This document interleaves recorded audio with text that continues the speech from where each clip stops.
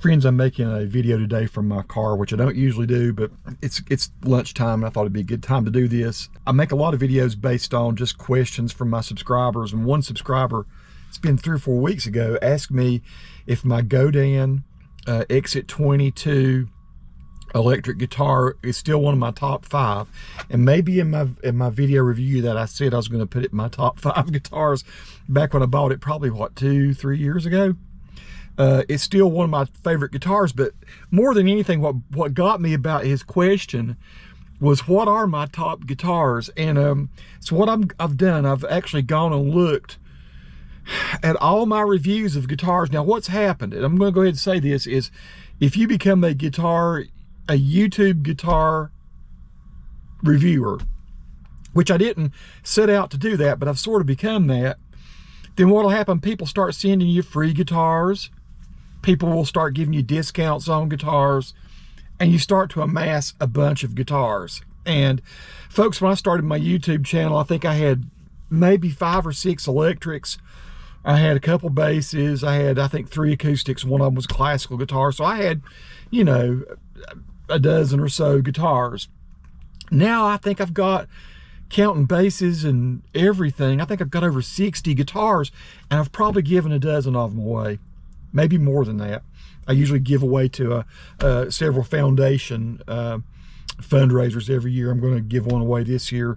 And so, I wanted to answer the guy back. It's one of my favorite guitars, but then I got thinking, what are my favorite guitars? Which ones are the ones that I would absolutely keep and just never consider trading? And a lot of them are the ones that I have out of the 60. Well, what I did, I honestly narrowed it down to 30. These are, and I know I don't need more than 10 guitars. If I had kept 3 acoustics, one of them a 12-string, one of them a 6-string, one of them a classical, if I had a really nice hollow body, semi-hollow body electric, a Telecaster, a Stratocaster, a Les Paul, maybe a Gretsch, something with P90s in it. I started thinking, how would I rank my guitars? And so what I've done, I've got this video that's just going to show, hopefully I'm probably already scrolling, showing you some of the 30 guitars that I would hang on to.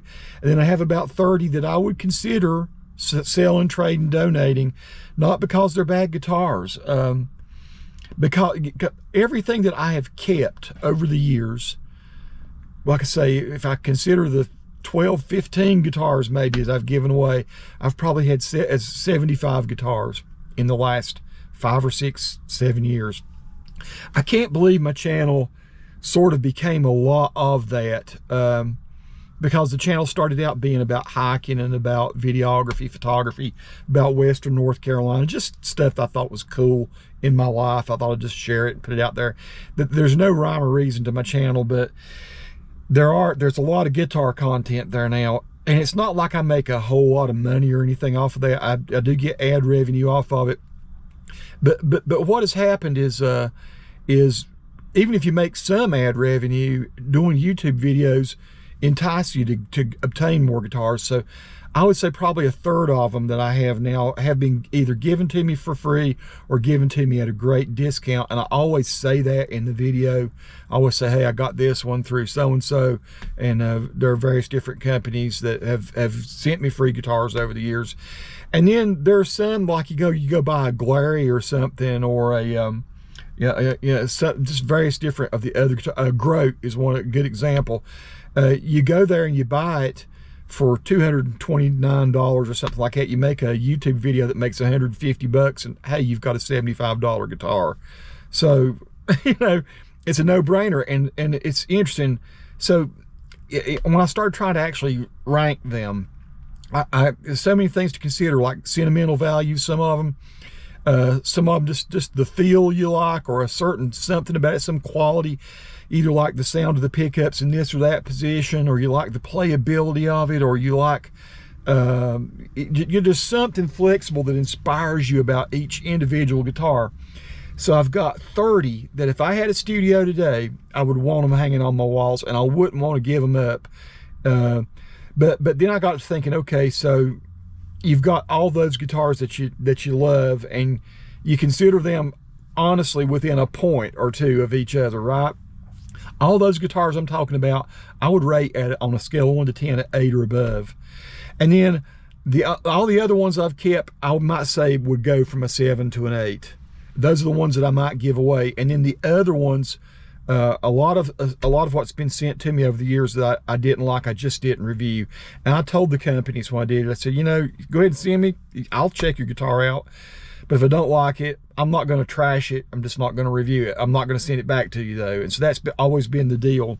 I wanted to stay above board about that, but I didn't want to trash anybody that would give me a free guitar. I love guitars so much. It's my little crazy hobby. I'm not even such a great guitar player, and I know that. It's a fun thing. It's something you can do to stay out of trouble, right? But I started thinking, what are the absolute guitars that if I had the choice in a fire, what would be my top guitars that I'd take and throw in the truck? And one would be my Martin D28, which I got from my ex-wife's uncle, and gave me a great deal on it. And it's a 1971, I believe. I love that guitar. I have a Guild D50 that I bought back after I got one of my first jobs. It was an old, like 1965, I think. It's either 65, 63. Forgive me for not keeping this all straight in my head. But my Guild D50, I've had my 89 Telecaster for so long, and I've played so many gigs with it, hundreds of gigs, and it's been my go-to guitar. It's just the guitar I can't let go of, so I would definitely grab that 89 Telecaster. I have a Stratocaster called my Heapin' Helpin' Strat. It's just a Mexican Strat. When I bought it, I think I paid $459 or something for it. Dang if that Strat don't sound and play great. I've got, you know, I guess of my hollow body guitars, I would take my Washburn, and I can't remember, I think it's HB35. Made out of sycamore. I'd take that, and I'd also take my AS93 from Ibanez. I don't have any Gibsons or anything like that, and not now. You know, I've got a bunch of semi-hollow guitars, but those would be probably two I'd try to grab, and oh, definitely my Washburn WP50, which is back when I couldn't afford. I could probably afford a Les Paul now. Les Paul standard, but I don't think I ever need one. For like 550 bucks, I bought a WP50 back in the 90s, and that guitar has been like a Les Paul standard. It's just as good as a Les Paul standard. It sounds fantastic, and it's road worn. It's what I want. It's what I like. It's the way it feels, the way I want it to feel. I also have a Gibson, a real Gibson Les Paul Studio that I'd probably grab. I'm trying to think what else. I mean, I have a few Strats that if they're there on the wall, I'd grab them right quick. Now, then you start thinking of ones I would want to take that there's not sentimental value. They're just great guitars. Probably the most expensive guitar I've ever bought is a Guthrie Govan Charvel, and from Made in Japan. Man, it is definitely one of my top 10 guitars now. I mean, I would say, yeah, I mean, it's the one I take out and play more than any other. My Reverends, both my Reverends, I've got two Pete Andersons, one that's a baritone. I'd take the regular one before the baritone, but the baritone would be right behind it. You know, I love that guitar. Trying to think what else. I've got a Larrivee acoustic guitar that my mom helped me buy, and the fact that that's another sentimental value. It plays great, sounds great. I would definitely want to keep that guitar. But then I think of just the guitars that are fun. You know, like my little Mikado that's $400 and has all the effects built into it, and it has a looper built into it and stuff like that. That's a great guitar. I think of my headless Latitude. I think it's called a Cardinal. Man, what a great playing guitar, 24 frets. So much fun to have around in my office. You know, I think of my Grote P90 hollow body, which is what I keep in my office most of the time. That, and I keep an old Glary that was like a $159 guitar, maybe less than that, but I've got it set up in such a way that it really plays great, and that's what I play in my office when I have a break. So you know, I've got cheaper guitars that would be one of my top 30, but